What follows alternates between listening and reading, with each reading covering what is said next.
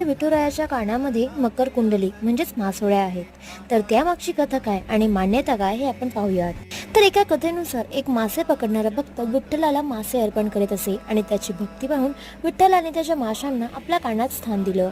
खरं तर विठ्ठलाच्या कानातील हे मासे नसून मकर कुंडले आहेत. मकर म्हणजे समुद्रातील एक पौराणिक प्राणी ज्याचे आकार माशांसारखे आहेत. या कुंडलांना विशेषही महत्व आहे. एक कोळी पांडुरंगांना भेटायला उपहार द्यायला त्यांच्याकडे जातो, पण त्याला इतर लोक आतमध्ये जाऊ देत नाही, कारण की ते एक मच्छीमार असतो आणि त्यामध्ये जो उपहार देत असतो ते त्याने खुद्द पकडलेले मासे असतात.